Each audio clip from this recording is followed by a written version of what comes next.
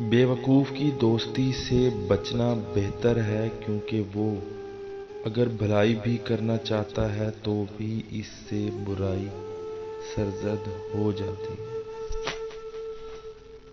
بیوقوفوں سے بے تکلف نہ بنو۔ پڑھا لکھا بیوقوف اپنی حماقت کو خوشنما الفاظ کا جامہ پہنا دیتا ہے، لیکن پھر بھی وہ بیوقوف ہی رہتا ہے۔